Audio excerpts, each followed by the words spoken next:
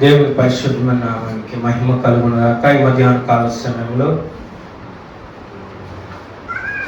దేవుని సన్నిధిలో చేరవచ్చిన దేవుని పిల్లలు మీ అందరికీ మరొకసారి, అలాగే ఇక్కడ నిలబడటానికి దేవాది దేవుడు నాకు అనుగ్రహించిన అవకాశాన్ని బట్టి ఎంతగానో కృతజ్ఞతాస్తుతులు చెల్లిస్తా ఉన్నాను. అలాగే ప్రియాత్మి తండ్రి గారికి, స్థానిక సంఘ కాపరిగా ఉన్న నాన్నగారు కూడా ప్రభువైన యేసుక్రీస్తు నామములో శుభాలు తెలియజేస్తా ఉన్నాను. ఈ మధ్యాహ్న కాల సమయంలో దేవుని సన్నిధిలో చేరవచ్చిన దేవుని పిల్లలు మీ అందరికీ ప్రభువైన యేసుక్రీస్తు నామములో శుభాలు వందనాలు తెలియజేస్తా ఉన్నాను. దేవునికి స్తోత్రం, హల్లెలూయా.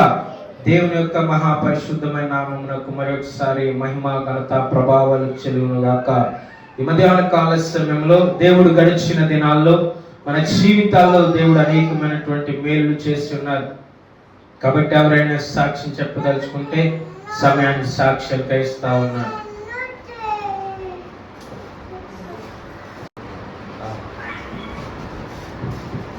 అందరూ లేచి నిలబడి దేవుని వాక్యం చదువుకుందాం. యోహాను సువార్త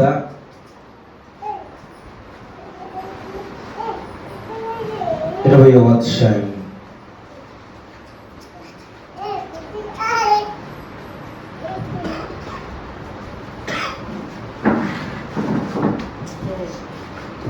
యోహాను సువార్త 20వ అధ్యాయం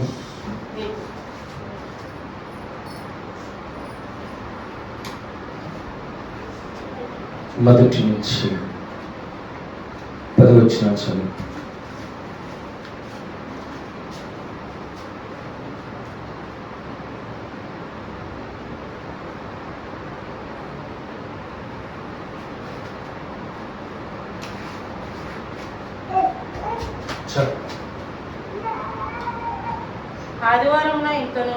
ఆదివారమున ఇంకను చీకటిగా ఉన్నప్పుడు మగ్దలేని మరియా పెందల కాడ సమాధి యొద్దకు వచ్చి సమాధి మీద ఉండిన రాయి తీయబడుట చూచెను. గనుక ఆమె పరిగెత్తుకొని సీమోను పేతురు యొద్దకును యేసు ప్రేమించిన ఆ మరి యొక్క శిష్యుని యొద్దకును వచ్చి ప్రభువును సమాధిలో నుండి ఎత్తుకొని పోయిరి. ఆయనను ఎక్కడ ఉంచిరో ఎరుగమని చెప్పెను.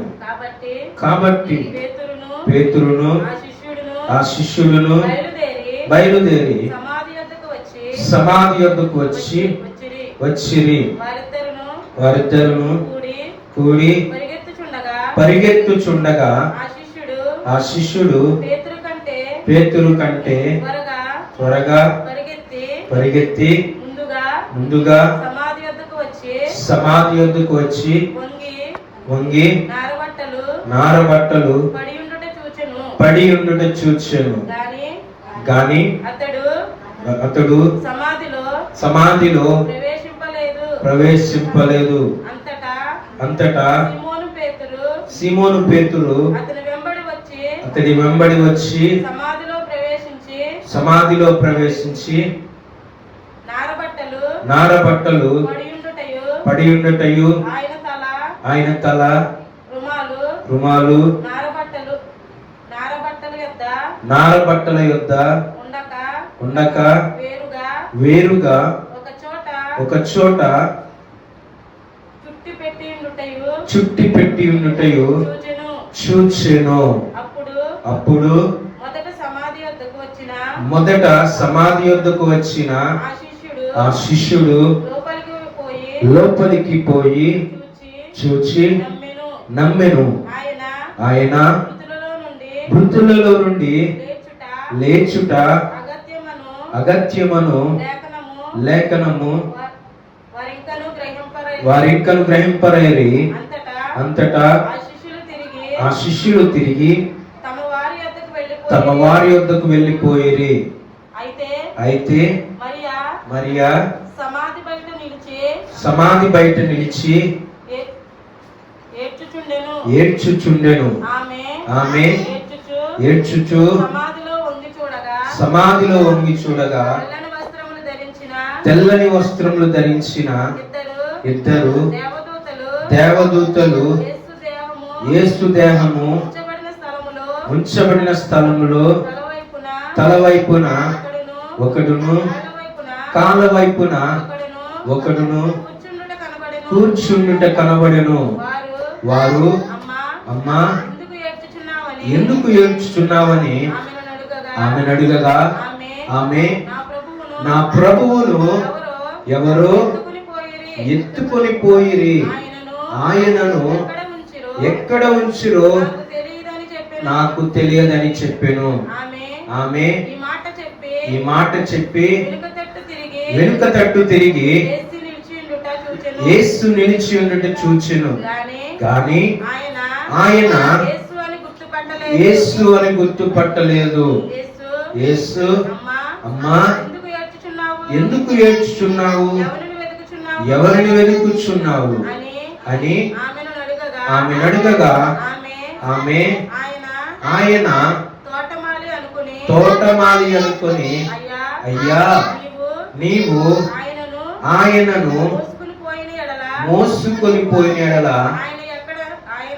ఆయనను ఎక్కడ ఉంచితిరో నాతో చెప్పుము, నేను ఆయనను ఎత్తుకొని పోదునని చెప్పెను.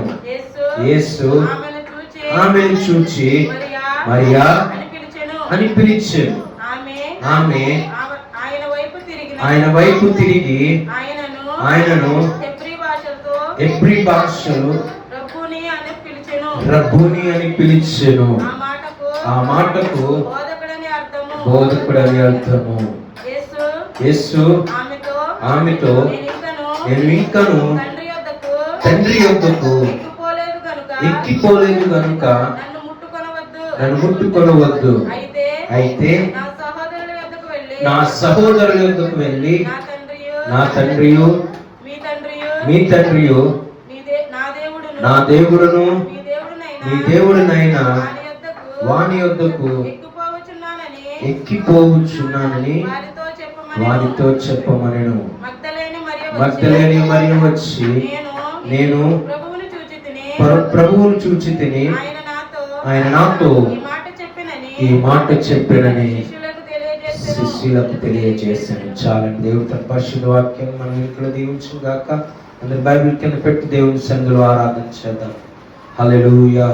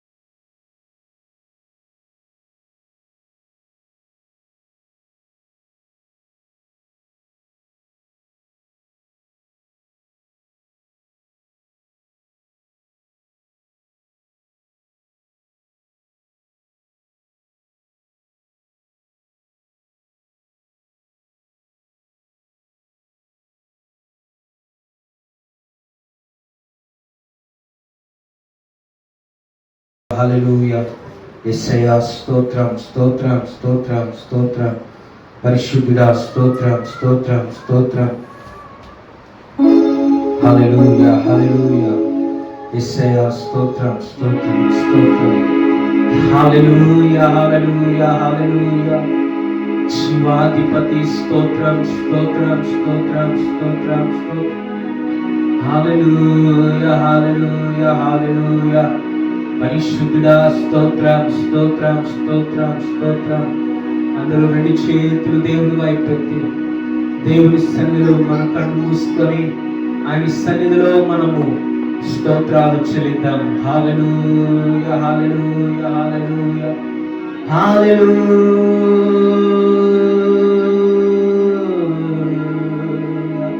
హల్లెలూయా హల్లెలూయా హల్లెలూయా యేసయ్యా స్తోత్రం స్తోత్రం స్తోత్రం. మహాగణుడవు నాయన. హల్లెలూయా హల్లెలూయా హల్లెలూయా హల్లెలూయా హల్లెలూయా. యేసయ్యా స్తోత్రం స్తోత్రం స్తోత్రం స్తోత్రం. హల్లెలూయా హల్లెలూయా హల్లెలూయా. యేసయ్యా స్తోత్రం స్తోత్రం. రండి నాయన, మా మధ్యలోనికి రండి నాయన, మాతో మాట్లాడండి నాయన. నిశ్చయముగా నీ సన్నిధి మాకు దయచే నాయన. నిశ్చయముగా నీ సన్నిధి మా మధ్యలో కుమ్మరించు నాయన. హల్లెలూయా హల్లెలూయా హల్లెలూయా హల్లెలూయా హల్లెలూయా హల్లెలూయా హల్లెలూయా. ఆరాధనా నీకేనయా, నా స్తుతి నీకేనయా. ఆరాధన నీకేనయా, నా స్తుతి నీకేనయా. ఆరాధన యేసయ్యా, ఆరాధన నీకేనయా. స్తోత్రం స్తోత్రం నా యేసయ్యా, స్తోత్రం స్తోత్రం నా యేసయ్యా. ఆరాధన నీకయ్యా, ఆరాధన నీకయ్యా. ఆరాధన స్తుతి ఆరాధన, ఆరాధన స్తుతి ఆరాధన. ఆరాధన ఆరాధన ఆరాధన నీకే ఆరాధన. పరలోకపు తండ్రి ఆరాధన, పరమందు ఉన్న నా యేసయ్యా. పరలోకపు తండ్రి ఆరాధన, పరలోకపు దేవా ఆరాధన. ఆరాధన యేసయ్యా, ఆరాధన ఆరాధన నీకే ఆరాధన. ఆరాధన యేసయ్యా, ఆరాధన ఆరాధన నీకే ఆరాధన. ఊహ కందనంత అద్భుతము చేసిన మా యేసయ్యా నీకే వందనాలయా. ఊహ కందని గొప్ప అద్భుతములు చేసిన మా యేసయ్యా నీకే వందనాలయా.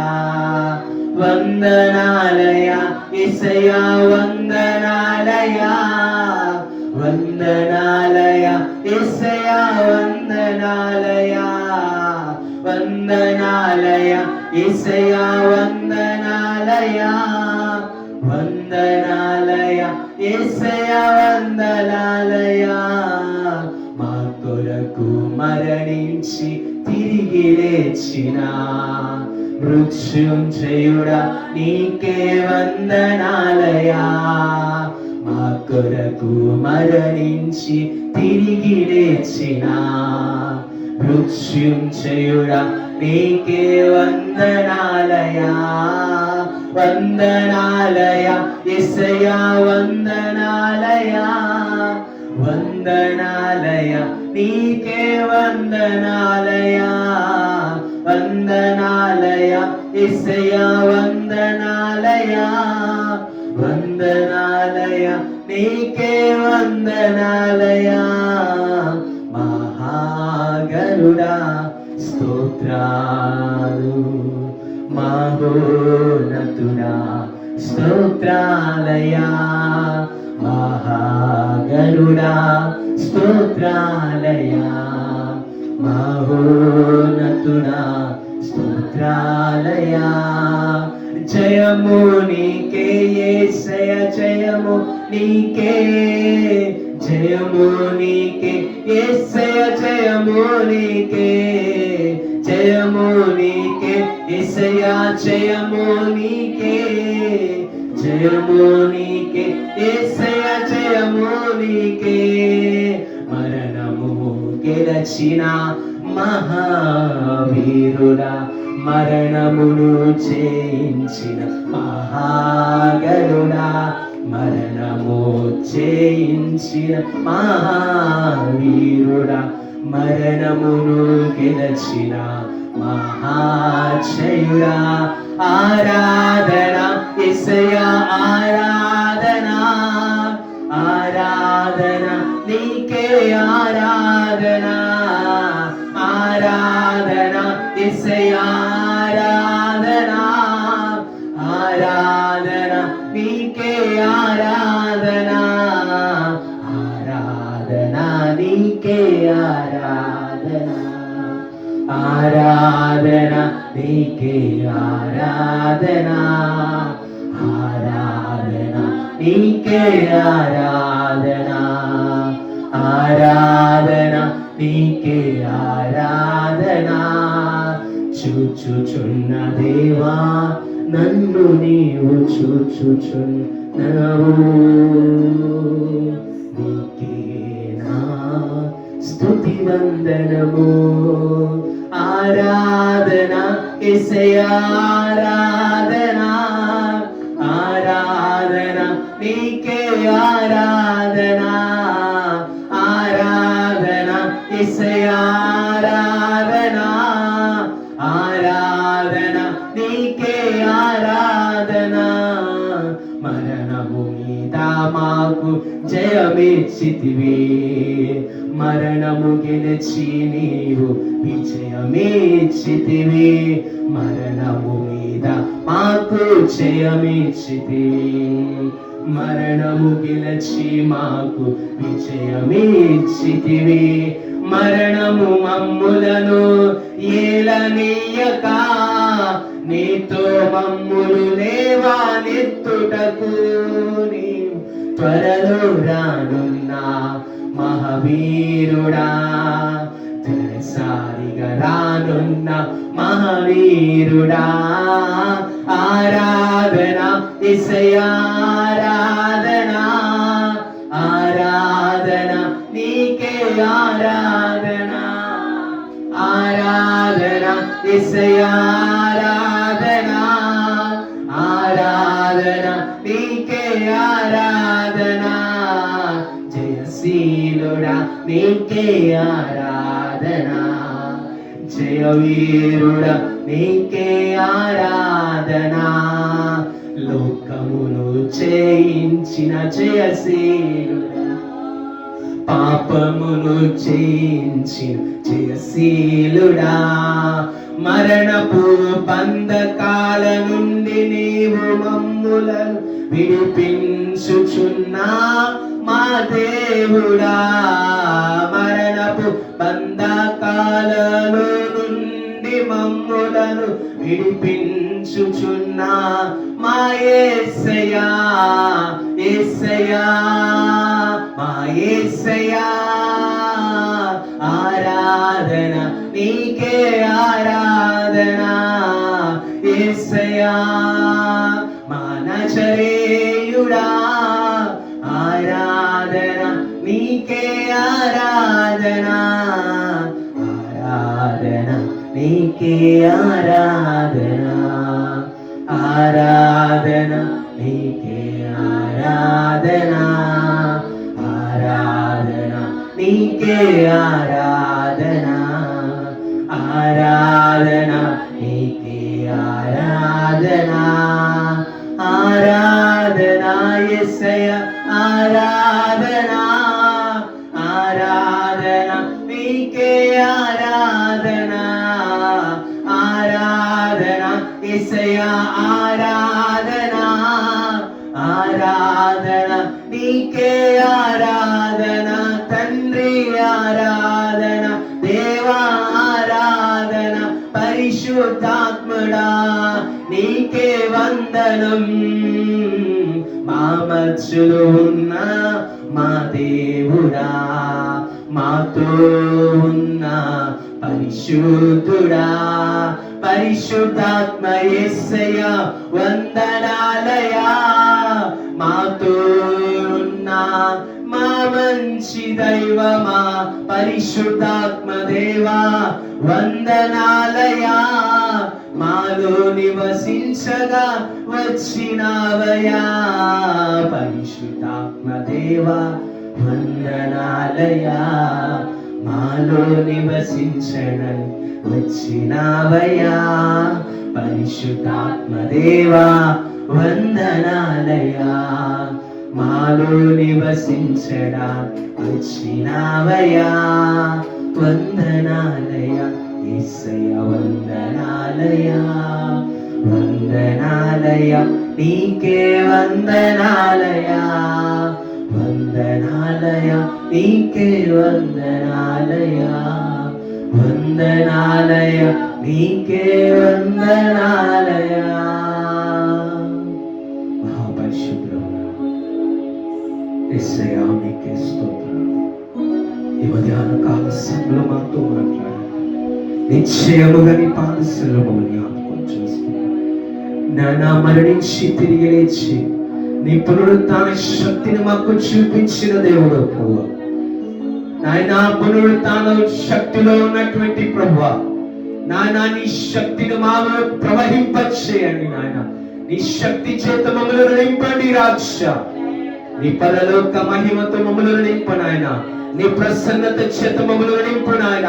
నీ పరలోక తేజస్సు ఇక్కడ కుమ్మరించండి రాజా. నీతో నిలబడిన ప్రతి బిడ్డ నీ చేతులకు అప్పగిస్తున్నాను. నీ దాసు నీ పక్షం నిలబడుచున్నప్పుడు మాతో మా అందరితో మాట్లాడండి. వినగల చెవులు గ్రహించగల మా అందరికి దయచేయండి. నీ పరలోక ప్రసన్నత చూడండి. నీవే మహిమ పొందండి. ఒక్క మాట మాతో మాట్లాడండి. వినిచిన ప్రతి బిడ్డ దర్శించి నీ నామానికి మహిమ తెచ్చుకోండి. సమస్తమైన మహిమ ఘనత ప్రభావాలు మీకు ఆరోపిస్తూ నజరేయుడైన యేసుక్రీస్తు పరిశుద్ధ నామములో అడిగి ప్రార్థించి వేడుకుంటున్నాను తండ్రి, ఆమేన్.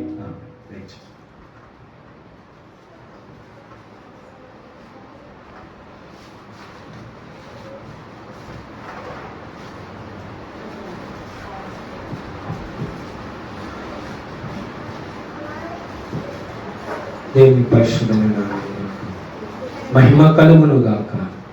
ఈ మధ్యాహ్న కాల సమయంలో దేవుని పాదశంలో చేరి వచ్చిన దేవుని పిల్లలని మీ అందరికీ మరి ఒకసారి, అలాగే ఇక్కడ నిలబడటానికి ఈ అవకాశాన్ని ఇచ్చిన దేవాది దేవునికి ఈ మధ్యాహ్న కాల సమయంలో మహిమ ఘనత ప్రభావాలు కలుగును గాక. మధ్యాహ్న కాల సమయంలో దేవుని సన్నిధిలో కూరుకొని ఆయనను స్తుతించేటువంటి వాక్యాన్ని మీ మధ్యలో నిలబడటానికి అవకాశం ఇచ్చిన ఆత్మీయ తండ్రి గారికి, అలాగే స్థానికంగా సంఘ కాపరిగా ఉన్న నాన్నగారు కూడా ప్రభువైన యేసుక్రీస్తు నామములో శుభాలు తెలియజేస్తూ ఉన్నాను. మధ్యాహ్న కాల సమయంలో దేవుని సందులో దేవుని మాటలు వినటానికి దేవుని సందులో చేరి వచ్చిన దేవుని పిల్లలు మీ అందరికీ మరొకసారి శుభాలు కలుగును గాక. దేవునికి స్తోత్రం. హల్లెలూయా. దేవుడు గడిచిన దినాలని మనల్ని మన కుటుంబాలను కాచి కాపాడారు. అంతేకాదు ఆయన ఉచితమైన మహాకృప చేత మనలందరినీ కూడా రక్షించినటువంటి గొప్ప దేవుడు ఆయన యేసుక్రీస్తు ప్రభువారు. మన కొరకు ఆయన పరము నుండి ఈ లోకానికి దిగి వచ్చి మనుష్యుల పోలికగా పుట్టి దాసుని స్వరూపమును ధరించుకున్నటువంటి వాడిగా తను తాను వ్యక్తులుగా మన మధ్యలో ఆయన నివసించినటువంటి దేవాది దేవుడు మానవుని యొక్క పాపము నిమిత్తమై, మనము చేసినటువంటి అపరాధముల నిమిత్తమై ఆయన కలువరి శిలువలో ఆయన రక్తమంతా దారబోసి మన కొరకు కలువరి శిలువలో ఆయన ఆ మండుటెండలో మన కొరకు గాయాల చేత సిలువ వేయబడి దొంగల మధ్యలో, దూషకుల మధ్యలో ఆయన వేలాడి ఆయన ఆఖరి రక్తబొట్టు వరకు కూడా మన కొరకు కార్చిన దేవాది దేవుడు, ఆయన మరణించేంత వరకు కూడా మనకు క్షమాపణ దయచేసినటువంటి దేవుడు, రక్షణను అనుగ్రహించిన దేవాది దేవునికి ఏమి ఇచ్చినా కూడా మనము ఆయన రుణాన్ని మనం తీర్చలేము. అంత గొప్ప దేవుడు. ఆయన మన కొరకు మరణించి ఆ కలువరి శిలువలో మన కొరకు ప్రాణం పెట్టి ఆఖరి రక్తబొట్టు వరకు కూడా మన కొరకు కాంక్షిన దేవాది దేవుడు. ఈ మధ్యాహ్న కాల సమయంలో ఆయన గురించి ధ్యానం చేసుకోవడం, ఆయన మరణ పునరుద్ధానముల గురించి దేవుని సన్నిధిలో ధ్యానం చేసుకోవడం మనకెంతో ఆశీర్వాదకరం. ఈ దినాన్న యేసయ్య తిరిగి లేచినటువంటి దినముగా మనమందరం కూడా యావత్ ప్రపంచమంతా కూడా యేసుక్రీస్తు ప్రభువు తిరిగి లేచిన దినమును అనేక మంది పురస్కరించుకొని అనేక మంది యేసయ్యను ఆరాధిస్తూ ఉన్నారు. ఈ లోకములో ఏ దేవుడికైనా సరే లేనటువంటిది నజరేయుడైనటువంటి యేసుక్రీస్తు ప్రభు వారికి ఆయన దేవుడు అనబడటానికి, ఆయన ప్రతి ఒక్కరితో పూజించబడటానికి, ప్రతి ఒక్కరి నోటి ద్వారా పూజను అందుకోవడానికి అర్హుడని చెప్పి కాలము, సమయము, ఈ సృష్టి అంతా కూడా దేవుని గురించి తెలియచేస్తూ ఉంది. ఎవరికైనా జన్మదినము, మరణదినం ఉంటది, కానీ యేసయ్యకొక్కడికే తిరిగి మరలా జన్మించిన తేదీ యేసయ్యకు మాత్రమే కనబడతా ఉంది. ఏ మానవుడికైనా ఈ లోకంలో ఏ పేరు పెట్టబడినటువంటి దేవుడికైనా సరే జననము మరణము తప్ప తిరిగి మరల లేచినటువంటి దాఖలు ఎక్కడా లేవు. అది నేను ఆరాధిస్తున్నటువంటి దేవుడు, మనము ఆరాధిస్తున్నటువంటి దేవుడు, మనము సేవిస్తున్నటువంటి ఈ నజరేయుడైన యేసుక్రీస్తు ప్రభు వారికి తప్ప ఇంకొక దేవుడి గురించి ఎవరైనా కానీ ఏ గ్రంథములో కానీ రాయబడినట్టు కానీ లిఖించబడినట్టు కానీ నేను ఎవరు కూడా విని ఉండరు. ఎవరైనా విన్నారంటే అది నజరేయుడైనటువంటి యేసుక్రీస్తు ప్రభు వారిని గురించి మాత్రమే. దేవునికి స్తోత్రం, హల్లెలూయా. యేసయ్యకు జనన దినముంది, మరణ దినముంది, తిరిగి లేచినటువంటి దినముగా మనము ఆరాధిస్తూ ఉన్నాం, చూస్తూ ఉన్నాం. క్యాలెండర్లో ఈ దినాన యేసయ్య తిరిగి లేచిన దినముగా మనం చూస్తూ ఉన్నాం. అది మనకు గొప్ప ఆశీర్వాదకరం. ఆయన పునరుద్ధానములో గొప్ప శక్తి మనకు దొరుకుతా ఉంది. యేసయ్య తిరిగి లేచుట ద్వారా మనకు ఆయన శక్తినిచ్చాడు. ఆయన తిరిగి లేచుట ద్వారా మనకు గొప్ప పరిశుద్ధమైనటువంటి శక్తి, ఆయనలో ఉన్నటువంటి అభిషేకము, ఆయనలో ఉన్నటువంటి గుణగణాలు మనకు ఇవ్వబడ్డాయి. ఎందుకంటే ఆయన మరణించి, ఆయన తిరిగి లేచినటువంటి దేవుడు. మరణించి ఆ మరణంలోనే ఆయన ఉండిపోలేదు, కానీ మరణములను విరిచిన దేవుడు. అందుకని కొరింథీయులకు రాసినటువంటి పత్రిక అపోస్తలుడు పౌలు రాస్తా ఉంటాడు, ఓ మరణమా నీ విజయం ఎక్కడ, ఓ మరణమా నీ ముల్లెక్కడ అని చెప్పి అపోస్తలుడు పౌలు కొరింథీయులకు రాసినటువంటి పత్రికలో తెలియచేస్తూ ఉంటాడు. నిజమే, మరణము యేసయ్య ముందు ఓడిపోయింది. మరణము యేసయ్య ముందు ఏమైపోయింది? సిగ్గుపడిందండి. చూడండి,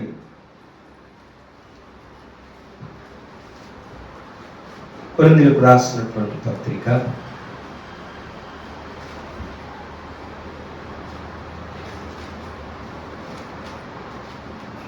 1వ పత్రిక 15వ అధ్యాయము 55వ వచనం. మొదటి కొరింథీ పత్రిక 15వ అధ్యాయము 55వ వచనం. విజయమందు ఓ మరణమా నీ విజయం ఎక్కడా? ఓ మరణమా నీ ముల్లెక్కడా? మరణపు ముళ్ళు పాపము, పాపమునకున్న బలము ధర్మశాస్త్రమే. అయినను మన ప్రభు అయిన యేసుక్రీస్తు మూలముగా మనకు జయం అనుగ్రహించుచున్న దేవునికి స్తోత్రము కలుగును గాక. దేవునికి స్తోత్రం. హల్లెలూయా. మరణము యేసయ్యను బంధించలేకపోయింది.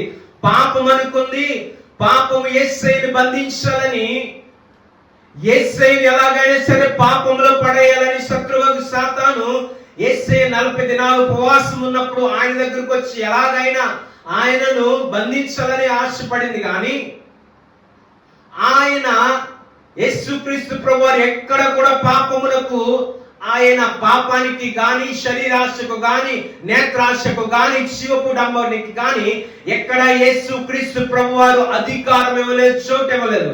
కాబట్టి సాతాను సిగ్గుపడిపోయాడు. అందుకని ఎప్పుడైతే సాతాను సిగ్గుపడ్డాడో, ఎలాగైనా సరే, ఎవడైనా సరే, ఏ దేవుడైనా, ఏ మానవుడైనా మరణము దగ్గర తలవాల్సిందే కదా. మరణము దగ్గరే కదా ఎవడైనా సరే తలవాల్సివలసింది. ఈయన కూడా మరణం దగ్గర తలవాల్సాడు, నా దగ్గర ఓడిపోతాడు అనుకుంది. ఎవరో మరణం అనబడినటువంటి సాతాను అనుకుంది, నా దగ్గర మరణము దగ్గర ఈయన నిజముగా నా దగ్గర గెలవలేడు, ఈయన తిరిగి లేవలేడు అనుకుంది. కానీ యేసయ్య తిరిగి లేచిన వాడిగా, మరణమును జయించిన వాడిగా మనకు కనబడతా ఉన్నాడు. దేవునికి స్తోత్రం. హల్లెలూయా. యోహాను సువార్త 19వ అధ్యాయము 31వ వచనం.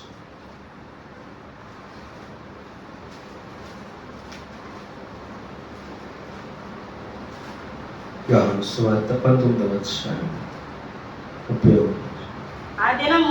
ఆ దినము సిద్ధపరచు దినము, మరుసటి విశ్రాంతి దినము, మహాదినము కనుక 36వ వచనం. అతని ఎముకలలో ఒకటైనను, చదవండి 31 నుంచి. ఆ దినము సిద్ధపరచు దినము, మరుసటి విశ్రాంతి దినము, మహాదినము గనుక ఆ దేహములు విశ్రాంతి దినమున శిలువ మీద ఉండకుండానట్లు వారి కాళ్ళు విరగొట్టించి వారిని తీసివేయించుమని యూదులు పిలాతును అడిగిరి. కాబట్టి సైనికులు వచ్చి ఆయనతో కూడా సిలువ వేయబడిన మొదటి వాని కాళ్ళను, రెండవ వాని కాళ్ళను విరగొట్టిరి.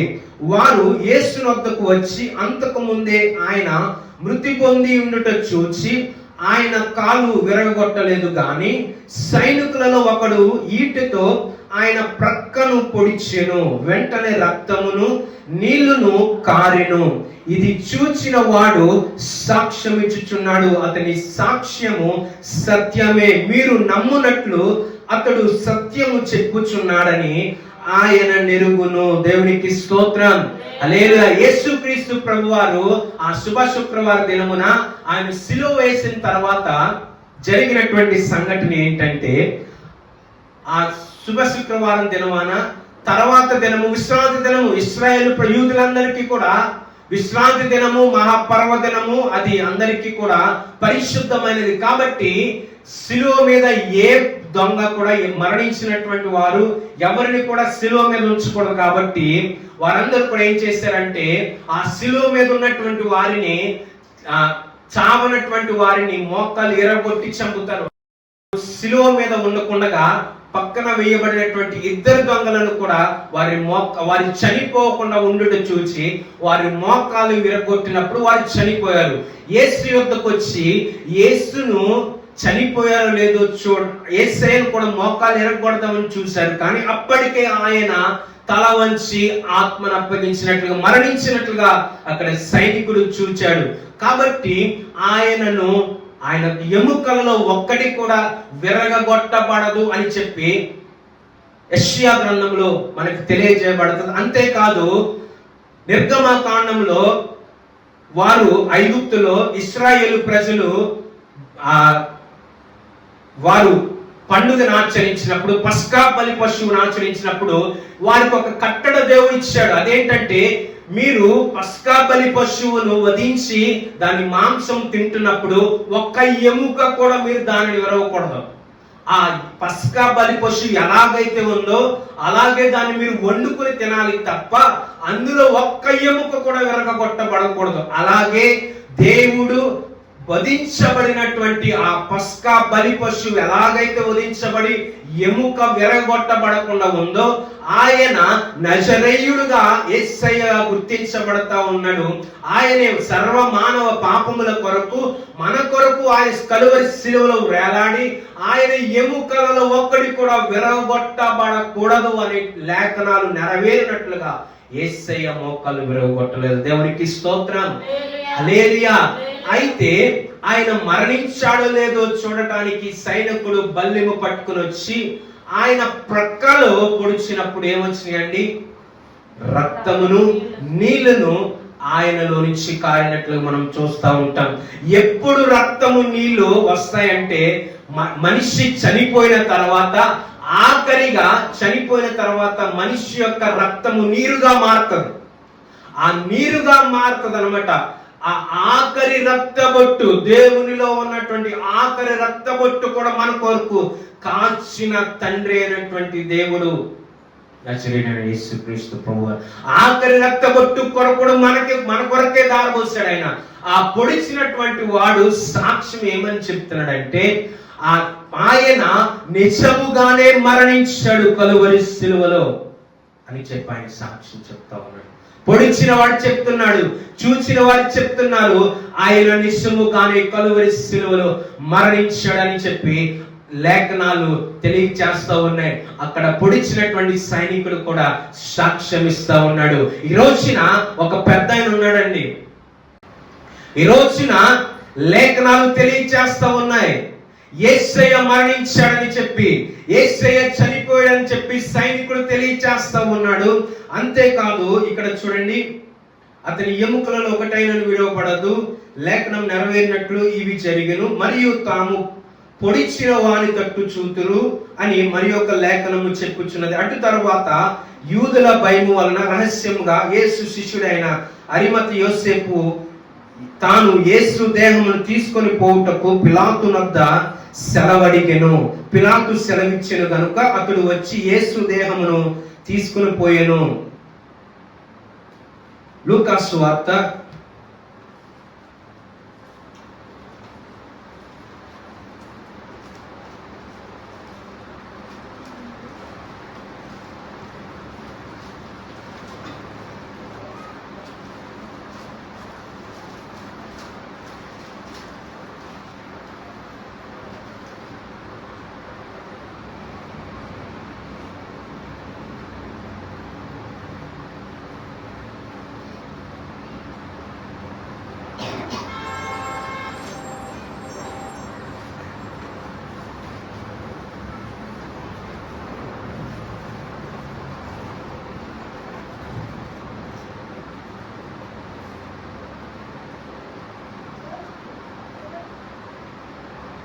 15 మార్కు సువార్త చూడండి 15వ అధ్యాయము 42వ వచనం నుంచి. ఆ దినము సిద్ధపరచు దినము అనగా విశ్రాంతి దినమునకు పూర్వ దినము గనుక సాయంకాలం అయినప్పుడు అరిమతయ యోసేపు తెగించి పిలాతు వద్దకు వెళ్ళి యేసు దేహము తనకిమ్మని అడిగెను. అతడు ఘనత వహించిన ఒక సభ్యుడై దేవుని రాజ్యము కొరకు ఎదురు చూచువాడు. పిలాతు ఆయన ఇంతలోనే చనిపోయేనా అని ఆశ్చర్యపడి ఒక శతాధిపతిని తన యొద్దకు పిలిపించి ఆయన ఇంతలోనే చనిపోయేనా అని అతని అడిగెను. శతాధిపతి వలన సంగతి తెలుసుకొని యోసేపునకు ఆ శవమును అప్పగించెను. దేవునికి స్తోత్రం. హల్లెలూయా. పిలాతు అడుగుతా ఉన్నాడు, నిజముగానే ఈయన నిజముగానే చనిపోయాడా, అప్పుడే చనిపోయాడా అని చెప్పి పిలాతు దేవుని గురించి అడుగుతా ఉన్నాడు. ఎందుకంటే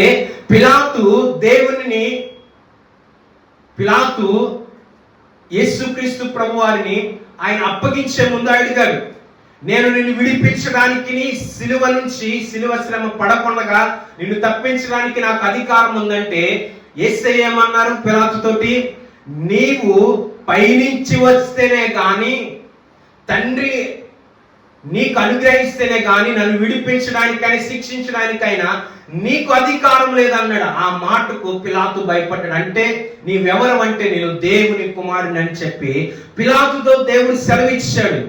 ఆ మాట జ్ఞాపకం చేసుకొని పిలాతు ఆయన ఇంతలోనే చనిపోయాడా అని చెప్పి ఆశ్చర్యానికి గురయ్యాడు. దేవునికి స్తోత్రం. హల్లెలూయా, హల్లెలూయా. నిజముగానే ఆయన మరణించాడు అనడానికి రుజువుగా లేఖనాలు తెలియచేస్తా ఉన్నాయి. అంతేకాదు ఆయనను వెంబడించిన మనుషులు తెలియచేస్తా ఉన్నారు. చూడండి, అపోస్తలుల కార్యముల గ్రంథము 2వ అధ్యాయము. అపోస్తలుల కార్యముల గ్రంథము 2వ అధ్యాయం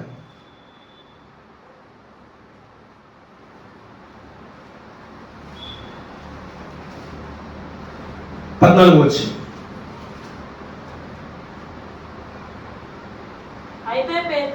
అయితే పేతురు ఆ 11 కూడా లేచి బిగ్గరగా వారితో ఇట్లనెను, యూదయ మనుషులారా, యెరూషలేములో కాపురమున్న సమస్త జనులారా, ఇది మీకు తెలియగాక. చాలండి, అక్కడ 22వ వచనం. 22. ఇశ్రాయేలు వారులారా, ఈ మాటలు వినుడి. దేవుడు నజరేయుడగు యేసు చేత అద్భుతములను మహత్కార్యములను సూచక్రియలను మీ మధ్యను చేయించి ఆయనను తన వలన మెప్పు పొందిన వానిగా మీకు కనపరిచెను. ఇది మీరే ఎరుగుదురు. దేవుడు నిశ్చయించిన సంకల్పమును ఆయన భవిష్యత్ జ్ఞానమును అనుసరించి అప్పగింపబడిన ఈయనను మీరు దుష్టుల చేత సిలువ వేయించి చంపితిరి. మరణము ఆయనను బంధించి ఉంచుట అసాధ్యము గనుక దేవుడు మరణ వేదనను తొలగించి ఆయనను లేపెను. దేవునికి స్తోత్రం. హల్లెలూయా. ఇందుకు మేమే సాక్షులు. ఎవరు చెప్తున్నారు? యేసయ్యను వెంబడించినటువంటి ఆ శిష్యులు చెప్తా ఉన్నారు. ఓ యూదయ మనుషులారా, గలిలయులారా, ఇశ్రాయేలు ప్రజలారా, వినండి. మీరు దేవుడు నిశ్చయించిన సంకల్పము చెప్పున మీరు ఏం చేశారు? పాపిష్టులైనటువంటి మనుషుల చేతికి, దుష్టుల చేతికి మీరు ఎవరిని అప్పగించారు? రక్షకుడిని అప్పగించారు. ఆయనను సిలువ వేశారు. కానీ మరణము ఆయనను బంధించి ఉంచుట అసాధ్యం. దేవునికి స్తోత్రం. హల్లెలూయా. మీరేం చేశారు? సజీవుడైనటువంటి వారిని, రక్షకుడను, మనకు రక్షించడానికి వచ్చినటువంటి వారిని, దేవుని కుమారుని మీరు ఏం చేశారంటే పాపిష్టులైన మనుషుల చేతికి, దుష్టుల చేతికి మీరు అతనిని అప్పగించారు. అయితే మీరు అతనిని సిలువ వేశారు. గాని సిలువ వేసి మరణించినటువంటి ఆయన మరణము బంధించి ఉంచుట అసాధ్యము గనుక మరణించి బంధించబడి ఆయన మరణములో ఆయన ఎక్కడున్నాడు? సమాధిలో పెట్టబడినటువంటి ఆయన మరణము ఆయనను మృంగవలనని అనుకున్నది కానీ, మరణము ఆయనను బంధించవలనని అనుకున్నది కానీ, ఆయనను మరణము బంధించుట అసాధ్యము. ఎందుకు? దేవుడు ఆయనను లేపెను. తండ్రి ఆ కుమారుణ్ణి, తండ్రి తన కుమారుని మృతులలో నుండి ఆది సంభూతుడిగా లేపినట్లుగా మనం చూస్తా ఉన్నాం. దేవునికి స్తోత్రం. హల్లెలూయా, హల్లెలూయా. ఎప్పుడైతే యేసుక్రీస్తు ప్రభువారిని చనిపోయిన తర్వాత అరిమతయి యోసేపు వెళ్ళి యేసు దేహం తనకిమ్మని పిలాతుని అడిగిన తర్వాత అతనికి ఇచ్చినప్పుడు అరిమత యోసేపు కొరకు తొలచబడినటువంటి క్రొత్త సమాధిలో యేసు యొక్క దేహమును అతని యేసయ్య దేహానికి సుగంధ ద్రవ్యాలను పూసి సన్న నారబట్టతో యేసయ్యను ఆ సమాధిలో పెట్టినట్లు మనం చూస్తా ఉన్నాం. యేసయ్యను సమాధిలో పెట్టిన తర్వాత యేసయ్య ఆ సమాధిలో ఉంచబడిన తర్వాత ఆయన ఎప్పుడైతే ఆ సమాధిలో ఉంచబడ్డారో తర్వాత దినము విశ్రాంతి దినము గడిచిన తర్వాత ఆదివారమున పెందలకాడే ఎవరు సమాధి వద్దకు బయలుదేరారండి? చూడండి 20వ అధ్యాయం.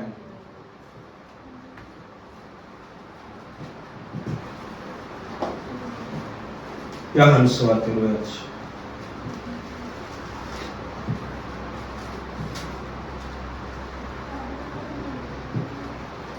ఆదివారమున ఇంకను చీకటిగా ఉన్నప్పుడు మగ్దలేనే మరియయు పెందలకాడ సమాధి వద్దకు వచ్చి సమాధి మీద ఉండిన రాయి తీయబడి ఉన్నట్టు చూచెను. యేసు ప్రేమించిన ఆ మరి యొక్క శిష్యుని వద్దకును వచ్చి చూచెను కనుక ఆమె పరిగెత్తుకొని సీమోను పేతురు వద్దకు యేసు ప్రేమించిన మరి యొక్క శిష్యుని వద్దకు వచ్చి ప్రభు సమాధిలో నుండి ఎత్తుకొని పోయి ఆయనను ఎక్కడ ఉంచి ఎరుగమని చెప్పాను. దేవునికి స్తోత్రం. హల్లెలూయా. మగ్దలేనే మరియ పెందలకాడని లేచి యేసు సమాధి వద్దకు వెళ్ళిందంట. ఎందుకని?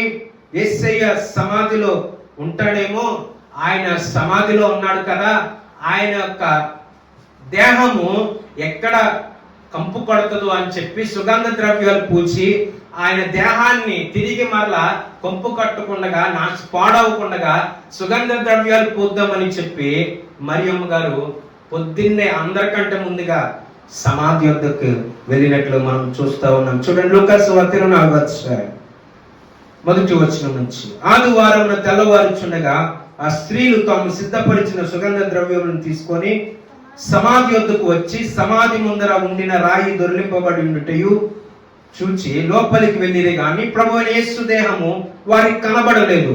ఇందును గూర్చి వారికేమీ తోచక ఉండగా ప్రకాశమానమైన వస్త్రములు ధరించిన 2 మనుషులు వారి యొద్ద నిలువబడిరి. వారు భయపడి ముఖము నేలను మోపి ఉండగా వీరు సజీవుడైన వానిని మీరెందుకు మృతులలో వెతుకుచున్నారు? ఆయన ఇక్కడ లేడు, ఆయన లేచి ఉన్నాడు. ఆయన ఇంకా గలిలయలో ఉండినప్పుడు మనుష్య కుమారుడు పాపిష్టులను మనుషుల చేతికి అప్పగింపబడి శిలువ వేయబడి 3వ దినమందు లేవవలసి ఉన్నదని ఆయన మీతో చెప్పిన మాట జ్ఞాపకము చేసుకున్నాడని వారితో అనిరి. దేవునికి స్తోత్రం. హల్లెలూయా. ఇక్కడ దేవదూతలు చెప్తా ఉన్నారు ఆ సమాధి దగ్గరికి వెళ్ళినటువంటి వారికి, ఆయన పాపిష్టులైనటువంటి మనుషుల చేతికి చిక్కి ఆయన శిలువ వేయబడి మరణించి 3వ దినమున తిరిగి లేస్తాడని ఆయన యేసుక్రీస్తు ప్రభువారు చెప్పినటువంటి మాటను మీరు జ్ఞాపకము చేసుకోండి అని చెప్పి దేవదూతలు అక్కడ ఉన్నటువంటి ఆ మగ్దలేనే మరియకు వారి స్త్రీలందరికీ కూడా అక్కడ ఉన్నటువంటి వారందరికీ కూడా తెలియచేసినట్లు మనం చూస్తా ఉన్నాం. కాబట్టి దేవుని పిల్లలారా, యేసుక్రీస్తు ప్రభువారు ఆయన నిజముగానే లేచి ఉన్నాడు. ఎవరైతే ఆయన విశ్వాసం ఉంచుతారో, ఎవరైతే ఆయనను నిత్య జీవం ఉంచుతారో, ఆయన నిత్య జీవమును అనుగ్రహించే దేవుడు. ఈ రోజున చూడండి, ఎవరి సమాధి అయిన ఖాళీగా ఉందంటే అది నజరేయుడు అనేటువంటి యేసుక్రీస్తు ప్రభువారు తప్ప ఇంకెవరికి కూడా. ఈ లోకంలో ఎంతో మంది పేరు గాంచినటువంటి వారు, ఈ లోకంలో ఎంతో మంది ఆరాధిస్తున్నటువంటి దేవుళ్ళు, వారి సమాధులు వారి తిరిగి లేచినట్లుగా కానీ, మనుషుల యొక్క పాపముల కొరకు వారు రక్తము కార్చినట్లుగా కానీ, వారు పాపములు తీసివేయడానికి వచ్చినట్లుగా కానీ ఏ చరిత్ర గ్రంథంలో కానీ వారి గ్రంథాల్లో కానీ ఎక్కడ కూడా లిఖించబడలేదు. మానవుని యొక్క పాపమును తీయడం కొరకు బలి పశువుగా వదకు తేబడినటువంటి గొర్రె పిల్లగా ఆయన ఈ లోకానికి వచ్చాడు. ఆయన మనుష్యులను మీద ఉన్నటువంటి పాప భారమంతా కూడా తీసివేయడానికి ఆయన ఈ లోకానికి వచ్చినట్లుగా మనం చూస్తూ ఉంటాం. రోమీయులకు రాసినటువంటి పత్రిక 6వ అధ్యాయం 10వ వచనంలో అపోస్తలుడైన పౌలు ఇలా తెలియజేస్తూ ఉన్నాడు. రోమీయులకు రాసిన పత్రిక 6వ అధ్యాయం 10వ వచనం.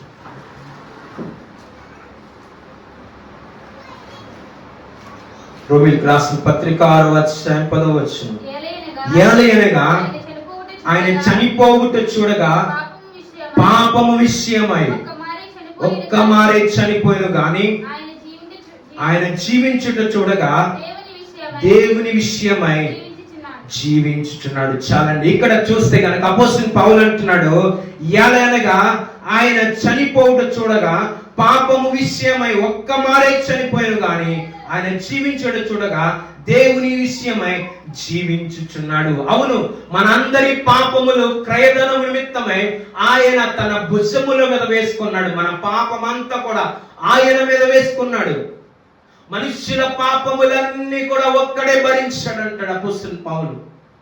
ఈ లోకమంతా పాపము చేసి పాపములో పడి ఉండగా ఈ లోకములో ఉన్నటువంటి ప్రతి మానవుని మీద ఉన్నటువంటి పాప భారం అంతా కూడా ప్రతి మానవుడు వారు శిక్షింపబడవలసినదిగా, మానవుడు శిక్షింపబడవలసిన స్థితిలో ఉన్నప్పుడు యేసుక్రీస్తు ప్రభువారు మానవుని కొరకు ఆయన ప్రతి మానవుని కొరకు యేసుక్రీస్తు ప్రభువారి మనందరి పాపములను ఆయన మీద వేసుకొని ఆయన మన కొరకు కలువరి శిలువలో మరణించిన వాడుగా, శాపగ్రస్తుడుగా, శిలువకెక్కిన వాడుగా, మన అందరి పాపమును ఆయన మీద వేసుకున్నటువంటి వాడుగా, మనందరి యొక్క శాప విమోచనము కొరకై ఆయన మీద వేసుకొని కలువరి శిలువలో రాను మీద ఆయన శాపగ్రస్తుడుగా వేలాడుతున్నటువంటి ఆయనే నజరేయుడైనటువంటి యేసుక్రీస్తు ప్రభువారు ఈ లోకంలో చూడగా మనుషులందరి పాపం నిమిత్తమై యేసుక్రీస్తు ప్రభువారు ఆయన పాపం విషయమై మన నిమిత్తమై ఆయన చనిపోయాడు. కానీ దేవుని పక్షాన్ని చూస్తే గనక, దేవునిగా చూస్తే, దేవుని కుమారునిగా చూస్తే తండ్రి మృతులలో నుండి ఆయనను సజీవునిగా లేపాడు. ఆయన ఈ రోజున సజీవుడిగా తండ్రి కుడి పార్శ్వమున ఆసీనుడై ఉన్నాడు. మనుషులందరి పాపం నిమిత్తమై ఆయన మరణించాడు.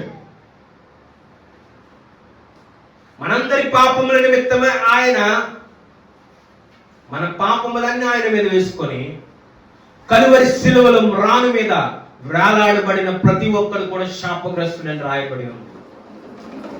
కాబట్టి పరిశుద్ధుడైనటువంటి వాడు, నిష్కలంకుడైనటువంటి వాడు, ఏ పాపమును చేయనటువంటి వాడు, ఏ తప్పు చేయనటువంటి వాడు ఆయన చూపులో గాని, ఆయన వస్త్రములో గాని, ఆయన మాటలో గాని, ఆయన ప్రవర్తనలో గాని ఎక్కడ ఏ లోపమును కూడా కనబడినటువంటి దేవుణ్ణి శాపగ్రస్తుడిగా కలువరి శిలువలో మనందరి పాపము నిమిత్తమై ఆయన మనుష్యులందరి పాపము కొరకు మరణించిన వాడుగా, కలువరి శిలువలో వేలాడిన వాడిగా కనబడుతూ ఉన్నాడు. ఎందుకంటే మన అందరి పాపము ఆయన మీద వేసుకొని ఉన్నాడు. కాబట్టి మన పాపములన్నీ కలువరి శిలువలో ఆయన కొట్టివేశాడు. అందుకని అపోస్తలుడైన పౌలు అంటాడు, చూడండి, 1 కొరింథీ పత్రిక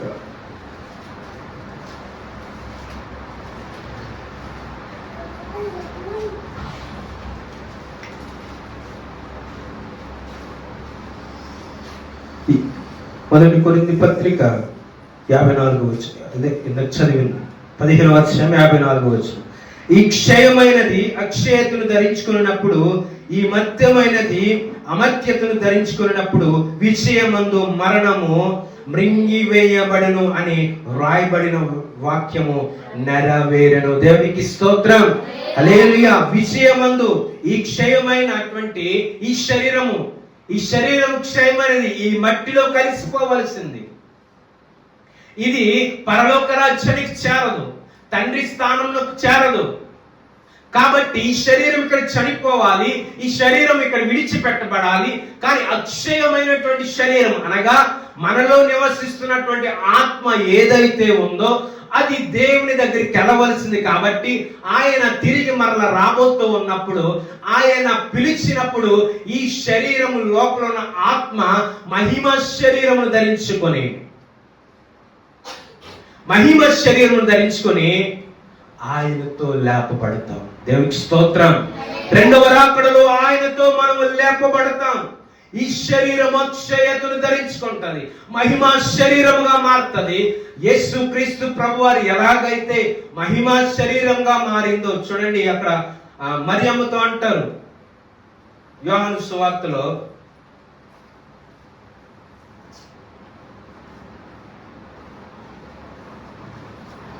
20వ అధ్యాయం 11వ వచనం. యేసు ఆమెను చూచి మరియా అని పిలిచెను. ఆమె ఆయన వైపు తిరిగి ఆయనను ఎబ్రీ భాషలో రబ్బూని అని పిలిచెను. ఆ మాటకు బోధకుడా అని అర్థము. అర్థం. యేసు ఆమెతో, నేను ఇంకను తండ్రి యొద్దకు ఎక్కిపోలేదు గనుక నన్ను ముట్టుకొనవద్దు. అయితే నా సహోదరుల యొద్దకు వెళ్ళి నా తండ్రియు మీ తండ్రియు, నా దేవుడును మీ దేవుడునైన వాని యొద్దకు ఎక్కిపోవచ్చున్నానని వారితో చెప్పుమనెను. దేవునికి స్తోత్రం. హల్లెలూయా. ఎందుకని ఆయనను ముట్టుకోవద్దు అన్నాడంటే ఆయన మహిమా శరీరముతో ఉన్నాడు. ఆయన ఇది వరకైతే మానవుని శరీరం ధరించుకొని ఉన్నాడు, కానీ ఆయన మహిమా శరీరము వలె ఆయన సమాధిలో బయటకు వచ్చాడు. ఈ శరీరము మహిమను దాల్చుకొని ఉన్నది. ఆయన శరీరము తండ్రి మృతులలో నుండి లేపాడు కాబట్టి ఆ మలినమైపోయిన ఆ యొక్క శరీరము మహిమా శరీరంగా మారిపోయింది. కాబట్టి యేసయ్య నీవు నన్ను ముట్టుకొనవద్దన్నాడు. దేవుడు మరణించినటువంటి మనుష్యులను ఒకానొక దినమున ఆయన తిరిగి మరల లోకానికి వచ్చేటప్పుడు, నా పిల్లలారా నరులారా తిరిగి నన్ను పిలుస్తాడు. అప్పుడు ప్రతి ఒక్కరు కూడా తిరిగి మరల తండ్రి స్థానానికి వెళ్ళాలి, తండ్రి దగ్గరికి వెళ్ళాలి. ప్రతి ఆత్మ, మనలో పెట్టిన జీవాత్మ, తండ్రి పెట్టిన ఆత్మ దేవుని దగ్గరికి వెళ్ళవలసి ఉంది. అది వెళ్ళవలసిన సమయమున ఎవడైతే క్రీస్తు యేసునందు ఉన్నాడో వాడికి ఏ శిక్ష విధి ఉండదు, కానీ యేసు క్రీస్తు ప్రభునందు ఉండని వానికి శిక్షా విధి కలుగుతా ఉంది. చూడండి రోమీయులకు రాసిన పత్రిక 8వ అధ్యాయం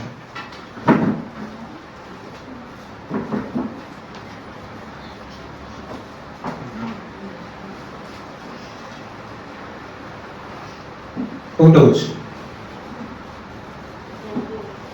8వ వచనం. కాబట్టి ఇప్పుడు క్రీస్తు యేసునందున్న వారికి ఏ శిక్ష విధియు లేదు. క్రీస్తు యేసునందు జీవమునిచ్చు ఆత్మ యొక్క నియమము పాప మరణముల నియమము నుండి నన్ను విడిపించెను. దేవునికి స్తోత్రం. హల్లెలూయా. ఎందుకంటే యేసుక్రీస్తు ప్రభువారు మన కొరకు మరణించారు కాబట్టి ఎవరైతే ఆయన దగ్గరికి వస్తారో, సిలువ దగ్గరికి వస్తారో, ఇప్పుడు క్రీస్తు యేసునందు రక్షించబడిన మనకు ఏ శిక్షా విధి లేదు. అపవాదికి ఎంత మాత్రమును కూడా ఆధిపత్యము గాని అధికారము కూడా లేదు దేవుని పిల్లలు ముట్టడానికి. ఎందుకంటే ఇప్పుడు క్రీస్తు యేసు రక్తములో మనం కడగబడి ఉన్నాం, ఆయన రక్తములో మనం కడగబడి ఉన్నాము. కాబట్టి ఆయనతో యుగ యుగాలు ఉండేటువంటి గొప్ప భాగ్యాన్ని, గొప్ప ధన్యతను దేవుడు మనకు అనుగ్రహించాడు. ఆయన రక్తము కార్చుట ద్వారా ఆ రక్తము పాపమునకు ప్రాయశ్చిత్తము కలుగ చేస్తుంది. కాబట్టి ఇప్పుడు క్రీస్తు యేసునందున్న వారికి ఏ శిక్షా విధియు లేదు, ఏ శిక్షా విధియు లేదు. దేవుడు మనకు అనుగ్రహించిన గొప్ప కృప ఈ లోకములో ఎంతో మందికి తెలియనటువంటిది. యేసయ్య మనతో ఆయన యుగ యుగాలు జీవించడానికే, ఇదిగో నేను తండ్రి యొద్దకు వెళ్తా ఉన్నాను, నేనుండు స్థలమును మీరు ఉండులాగున, నాతో మీరు ఉండులాగున, నేను ఎక్కడైతే ఉంటానో అక్కడ మీరు ఉండులాగున ఉండులాగున నేను వెళ్ళి తండ్రిని వేడుకుంటాను అని యేసుక్రీస్తు ప్రభువారు చెప్పారు. నేను వెళ్తున్నది ఈ లోకంలో ఏదో మిమ్మల్ని రక్షించాను, ఏదో మీకు రక్షణ ఇచ్చాను, ఇక్కడతో నా పని అయిపోయిందని నేను వెళ్ళిపోవట్లేదు, కానీ నా తండ్రిని నేను వేడుకుంటాను. ఎందుకంటే నా స్వరక్తం ఇచ్చి మిమ్మల్ని సంపాదించుకున్నాను. నేను నా ప్రాణము ఆయాసము కలిగినట్టు దుఃఖము మరణ వేదనంతా మీ కొరకు నేను భరించాను. సిలువ మరణం భరించాను, ఎన్నో వేదనలు భరించాను, ఎన్నో అవమానాలు మీ కొరకు నేను భరించాను. కాబట్టి నేను మిమ్మల్ని ఇక్కడ అనాథలుగా విడవను, కానీ మిమ్మల్ని విడిచి నేను వెళ్ళిపోవట్లేదు. నేను వెళ్ళి మీకు ఆదరణకర్తను పంపిస్తాను. ఆయన మిమ్మల్ని సర్వసత్యంలోనికి నడిపిస్తాడు. అయితే మీరు ఈ లోకములు అయిన తరువాత తిరిగి మరలా నా స్థానంలోనికి రావాలి. నేను ఉండే చోటుకి మీరు ఉండాలని ఆశతో నేను వెళ్ళి తండ్రిని వేడుకుంటాను. నేను తండ్రి దగ్గరికి వెళ్తా ఉన్నాను. నా స్థలములో నేను ఎక్కడైతే ఉంటానో అక్కడ మీరు ఉండాలని చెప్పి యేసుక్రీస్తు ప్రభువారు చెప్పి, శిష్యులతో చెప్పి, అక్కడ ఉన్నటువంటి జనసమూహంతో చెప్పి ఆయన పరమకు ఆరోగ్యం.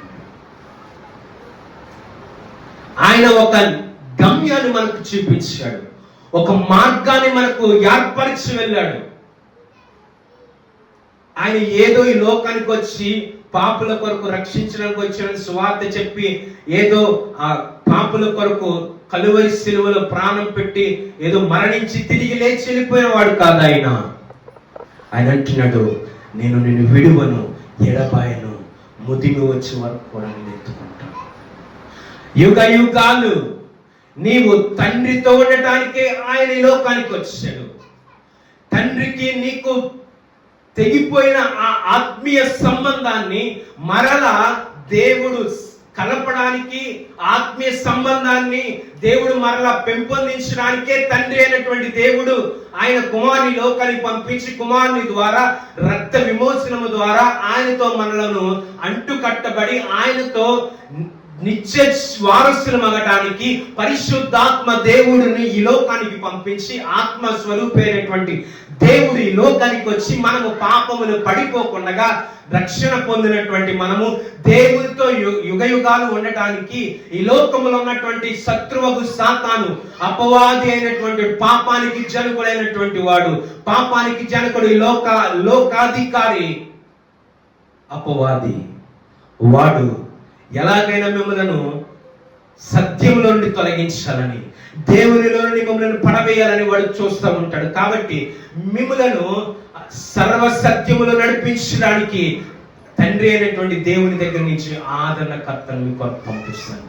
ఆయన మిమ్మలను సర్వసత్యంలోనికి నడిపిస్తాడు. దేవునికి స్తోత్రం. హల్లెలూయా. రక్షణ పొందినటువంటి మీరు పాపములో పడిపోకుండా, దేవునికి దూరం అయిపోకుండా ఆదరణకర్త మిమ్మలను ఆదరిస్తాడు. పాపముల నుండి మిమ్మల్ని ఒప్పింప చేస్తాడు. పాపములో పడిపోకుండా సాతాను మిమ్మలను బంధించకుండా మిమ్మలను ఆదరణకర్త ఆదరిస్తాడు. ఎల్లవేళలా ఆయన మీకు తోడుగా ఉంటాడు. ఎప్పటి వరకు అంటే నీవు మరణించి తిరిగి ఆయనతో లేపబడేంత వరకు కూడా ఆదరణకర్త మీకు తోడుగా ఉంటాడు. యేసయ్య ఈ లోకంలో ఆయన చేసిన పని సమస్తమును కూడా సంపూర్తి చేశాడు. దేవుడు మానవుని చేసినప్పుడు మానవుణ్ణి మరణించడం కొరకు చేయలేదు, కానీ ఆదాముని చేసినప్పుడు ఆదాము యుగ యుగాలు జీవించాలని, ఆదాము యుగ యుగాలు తండ్రితో సంబంధం కలిగి ఉండాలని, మరణము లేనివాడుగా ఉండాలని ఆదామును దేవుడు సృష్టించాడు. కానీ పాపము చేసి ఆదాము మరణాన్ని కొని తెచ్చుకున్నాడు. తండ్రి ఉద్దేశం ఏంటంటే మానవుడు యుగ యుగాలు దేవునితో ఉండాలని ఉద్దేశం. దేవుని ఉద్దేశం యుగ యుగాలు తండ్రితో సంబంధం కలిగి, ఆత్మీయ సంబంధం కలిగి ఆయనతో జీవించి ఆయనతో సంతోషంగా సమాధానంగా కష్టము లేకుండా, ఏ హింస లేకుండా, బాధ లేకుండా ఎల్లప్పుడూ సంతోషంతో దేవుని ఆరాధించాలని, ఆయన వచ్చినప్పుడు ఆయన కలుసుకొని ఆయనతో మాట్లాడి ఆయనతో గడిపేటువంటి ఆధిక్యాన్ని దేవుడు మనకి ఇవ్వడానికి లోకానికి వచ్చాడు. నరుని చేసింది కూడా అందుకే. అయితే అపవాది అయినటువంటి సాతాను ఆదామును అవ్వను పాపములు పడేటట్లుగా, దేవునికి దూరం అయ్యేటట్లుగా, మరణము వారిని వేలుబడి చేసేటట్లుగా ఆదామును, శత్రువుకు సాతాను, అవ్వను, అపవాది అయిన సాతాను వారిని ప్రేరేపించి దేవునికి వ్యతిరేకంగా వారి పాపము చేసేటట్లు చేసింది. కాబట్టి దేవుని కుమారుడైనటువంటి ఆదాము మరణమునకు పాత్రుడిగా ఎంచబడ్డాడు. ఎప్పుడు దేవుని ఆజ్ఞను ధిక్కరించి తినవద్దన్న పండు తిన్నప్పుడు పాపము అతని మీదకి వచ్చింది. పాపము మానవుని ఏలుబడి చేసింది.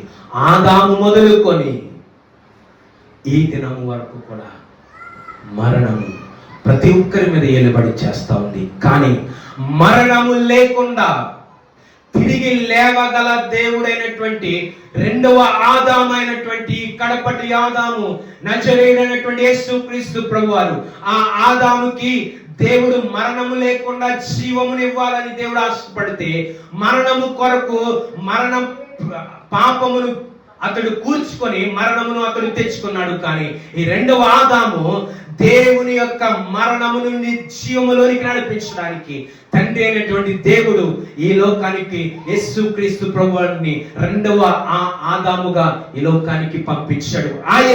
ఆయనలో మరణము వేధించడం కానీ, పాపము ఏలుబడి చేయడం కానీ ఏది కూడా లేదు. కాబట్టి ఆయన మరణమును జయించిన వాడిగా కనబడుతూ ఉన్నాడు. దేవునికి స్తోత్రం. హల్లెలూయా. ఎప్పుడైతే ఆయన సమాధి ఖాళీగా ఉందో, ఈ రోజున చూడండి ఎవరికి అర్థం కావట్లేదు. ఆయన ఏంటి, యేసు ప్రభు రావడం ఏంటి, కలువరి శిలువలో ఆయన 3 మేకులతో ఏలాడడం ఏంటి, ఆయన చనిపోయి మరణము తిరిగి మరల లేవటం ఏంటి అని చెప్పి అందరికీ ఆశ్చర్యమే. ఈ లోకంలో చూసే వారందరికీ కూడా ఆశ్చర్యమే. ఆశ్చర్యపడేటట్లుగా దేవుడు చేశాడు. మరి సృష్టికర్త అయినటువంటి దేవుడు, ఆది సంభూతి అయినటువంటి దేవుడు, ఆయన ఎల్లవేళలా కూడా తోడుగా ఉండేటువంటి దేవుడు.